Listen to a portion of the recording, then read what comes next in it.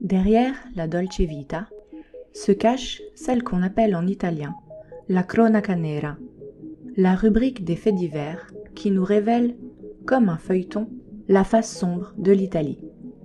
Des drames, des mystères, des rebondissements et des affaires hors normes qui ont marqué l'histoire, la justice, la vie politique et religieuse, et qui continuent des décennies plus tard à fasciner, à bouleverser les Italiens. Celle que nous allons vous raconter en fait partie. Elle commence le 6 mai 1996 à Chiavari, près de Gênes. Une jeune secrétaire est retrouvée morte dans son bureau ensanglanté. C'est le début d'une enquête tortueuse à la recherche du coupable.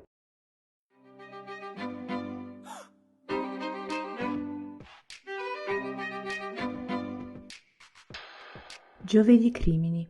Tous les jeudis, une affaire criminelle qui raconte l'Italie. Attention, l'épisode que vous allez écouter contient des descriptions de meurtres et des mentions de violence.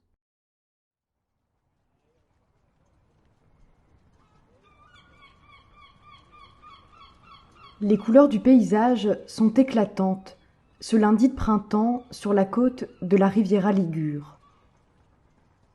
Il est 7h20, la petite ville de Chiavari se réveille. Un décor de carte postale, avec ses palmiers et son port de plaisance, niché entre la mer et les montagnes. Sur la place principale, on finit de décharger les fruits et légumes du marché. Sous l'œil de la statue de Garibaldi, qui surplombe les étals.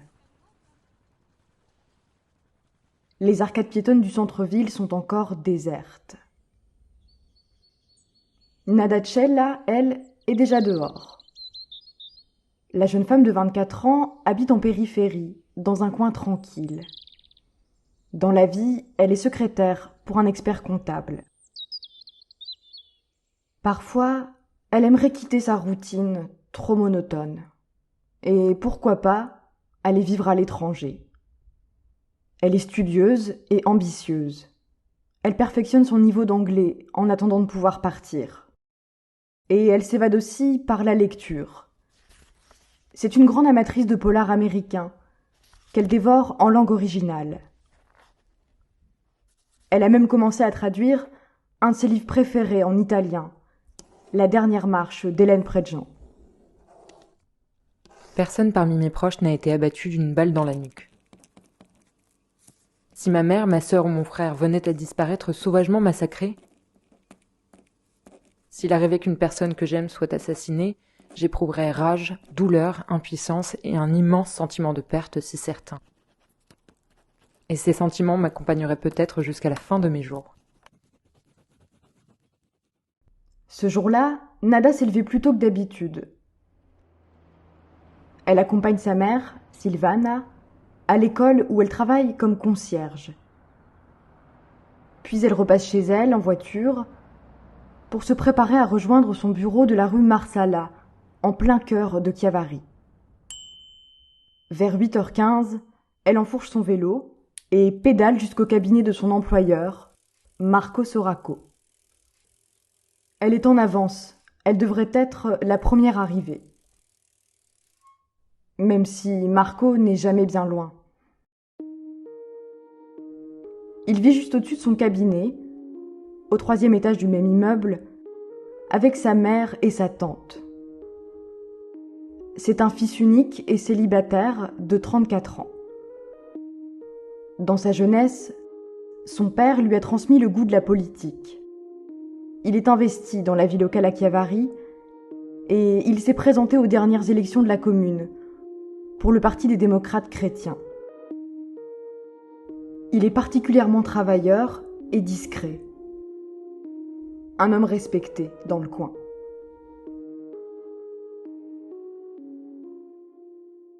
Il est 9h passées, le comptable descend dans son bureau. Son téléphone sonne à plusieurs reprises. Il répond à la place de sa secrétaire. C'est bien elle qui doit prendre les appels. Elle n'est sûrement pas joignable. Une dizaine de minutes plus tard, Marco traverse le couloir pour vérifier si Nada est bien à son poste. Il la retrouve étendue au sol, le crâne fracassé. Elle agonise dans une mare de sang. Marco appelle les urgences, où on tente, en vain, de la sauver. Elle décède quelques heures après, à l'hôpital. Vu ses blessures et vu les circonstances, cela semble évident. Il ne s'agit pas d'un accident, mais bien d'un homicide. Son corps est conservé pour pratiquer une autopsie.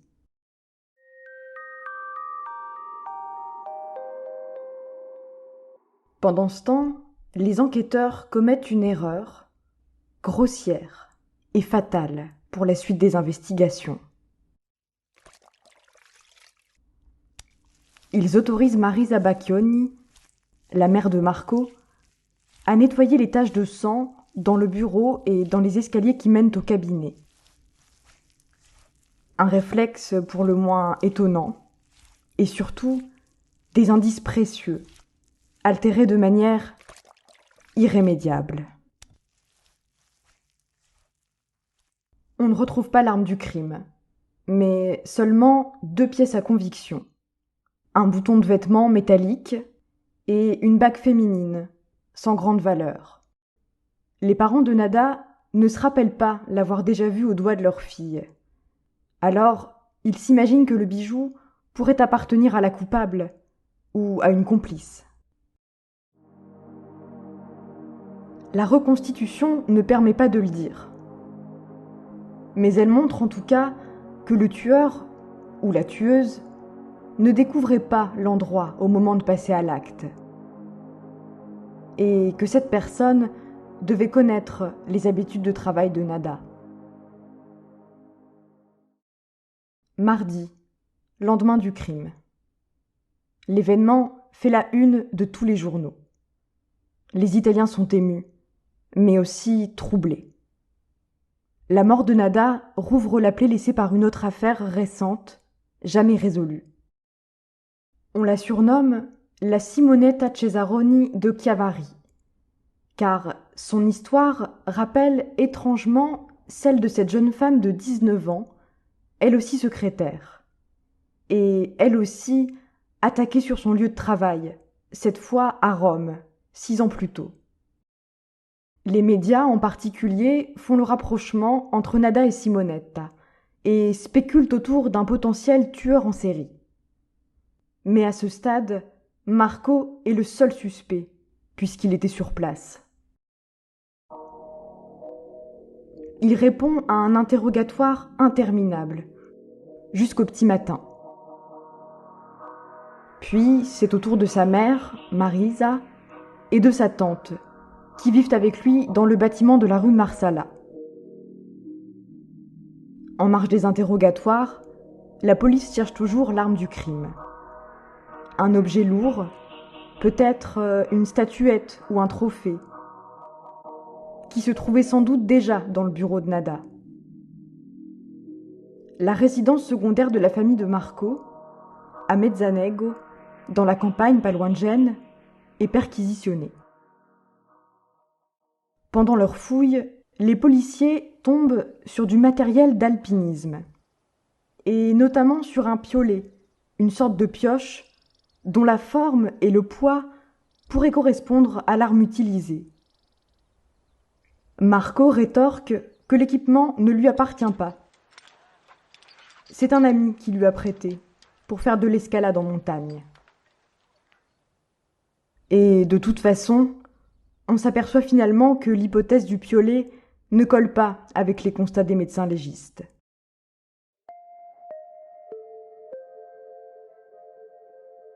Marco est toujours dans le radar des enquêteurs, même s'ils ne trouvent rien de concluant sur lui. Les soupçons se tournent brièvement vers une de ses voisines, une femme qui le courtise et qui aurait pu être jalouse de sa proximité avec Nada. Mais là non plus, rien ne permet de prouver son implication. On poursuit alors une autre piste, une voiture de couleur sombre qui aurait été vue à plusieurs reprises sous le cabinet. Des riverains expliquent avoir vu le conducteur, un jeune homme, se disputer avec la secrétaire. La piste, comme toutes les autres, est trop maigre et finit aux oubliettes. Marco, lui, continue à être interrogé à plusieurs reprises. Il répète inlassablement la même version, sans jamais perdre son calme. Ses déclarations sont vérifiées et aucun élément ne l'incrimine. Pendant l'été 1997, les poursuites contre lui sont abandonnées.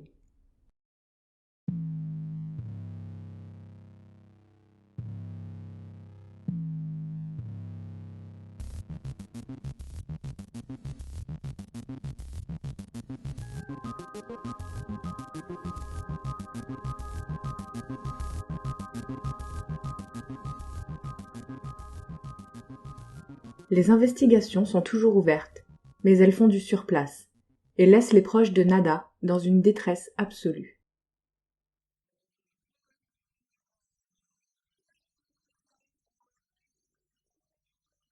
Le 10 septembre 1998, le pape Jean-Paul II est en visite à Chiavari pour rencontrer les fidèles. La foule est au rendez-vous et les parents de Nada en ont bien conscience. Ils profitent de cet événement d'envergure pour adresser un appel au pape, dans l'espoir de recueillir de nouveaux témoignages et de faire avancer l'affaire. Ils comptent aussi sur Chi l'ha visto, un célèbre programme télé de faits divers, basé sur des appels à témoins, qui consacre plusieurs émissions à Nada Cella et qui touche une large audience, mais sans grand résultat. Son père, Bruno, est encore profondément bouleversé. Quelques mois plus tard, il prend le volant pour aller se recueillir sur la tombe de sa fille. Mais il n'arrivera jamais à destination. Son véhicule s'est renversé dans un fossé, sur la route du cimetière. À 61 ans, il ne survivra pas à cet accident de voiture. Et il ne connaîtra donc jamais les nouvelles directions suivies par les enquêteurs. Les recherches reprennent de plus belle en 1999. On s'intéresse de près au cas de Sergio Truglio, un ancien maçon de 35 ans, en prison après avoir avoué le meurtre de Gordana Matic, une prostituée serbe. On le soupçonne d'avoir tué d'autres travailleuses du sexe avec le même mobile. Il s'en serait pris à elles pour ne pas avoir à payer leur rapport sexuel tarifé. Mais quel lien pourrait-il bien avoir avec Nada ? Peut-être une mauvaise rencontre pendant les vacances ? Sergio Truglio séjourne souvent chez sa grand-mère, dans la vallée d'Aveto, d'où vient la famille de Nada. C'est là-bas qu'elle a grandi, et elle aussi y retourne régulièrement. Ils auraient donc pu se croiser à cette occasion. On demande aux habitants s'ils avaient l'air de se connaître. Certains affirment les avoir déjà vus ensemble. Sauf que l'information s'avère impossible à vérifier.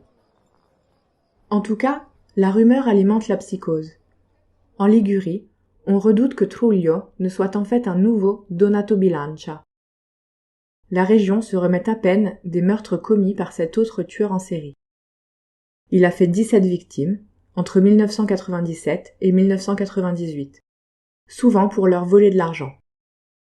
C'est dans ce contexte que la piste de Truglio est sérieusement envisagée par les enquêteurs. Ils ne se contentent pas d'interroger le voisinage.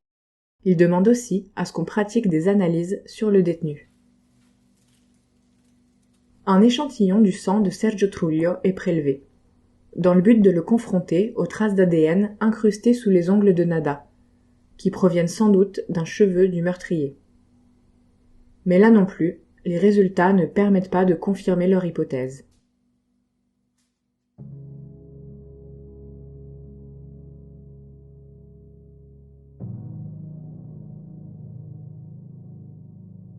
Pendant plus de 10 ans, l'enquête ne connaît aucune avancée significative.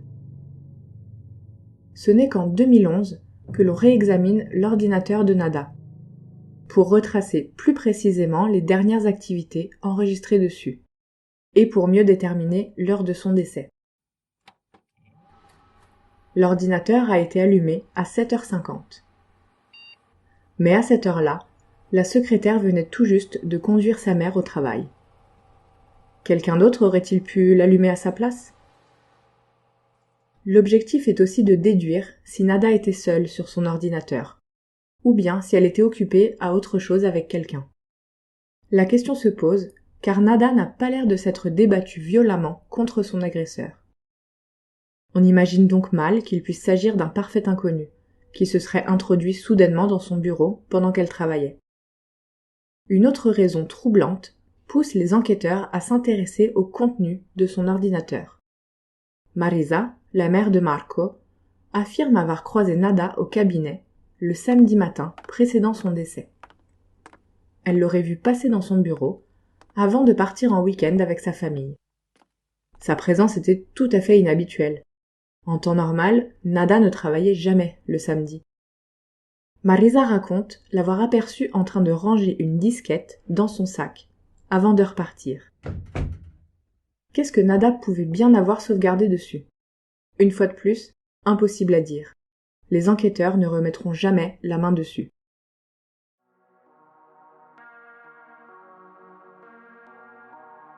Le deuil de l'entourage de Nada s'éternise. Comment passer à autre chose sans savoir ce qui lui est réellement arrivé ce matin-là ? Du point de vue des recherches, le passage du temps a au moins un avantage.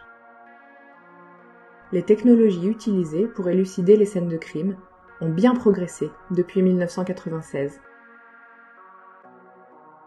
En particulier sur la génétique. Le bouton oublié dans le bureau de Nada est de nouveau analysé. On découvre alors qu'il contient les traces d'un ADN féminin, sans pour autant trouver à qui il appartient. Mais l'enquête vient à peine de faire un pas en avant qu'elle recule aussitôt, et cette fois à cause d'une catastrophe naturelle. En 2014, Chiavari est frappé par une inondation dévastatrice. La ville est noyée sous des trombes d'eau, qui n'épargnent pas non plus le tribunal. De nombreuses archives conservées dans le bâtiment sont englouties, y compris certains documents sur la mort de Nada Cella. La justice se remet à patauger.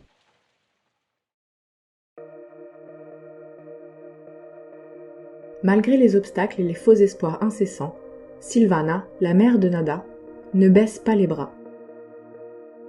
Son combat acharné pour identifier le coupable continue. Elle engage un criminologue qui se consacre à l'affaire. Ensemble, ils décortiquent point par point les milliers de pages du dossier. Car ils en sont convaincus. Le crime parfait n'existe pas. Il n'existe que des crimes impunis. Pour eux, l'énigme finira par être résolue, à force de persévérance. Et contre toute attente, la police scientifique finit par leur donner raison. Le 6 mai 2021, 25 ans après les faits, le mystère refait surface dans la presse, à la stupéfaction générale.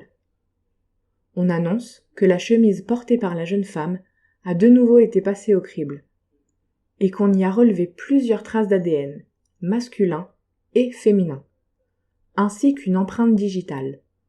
Ces éléments inespérés seront désormais exploités pour repérer de nouveaux suspects, et peut-être enfin faire la lumière sur cet homicide.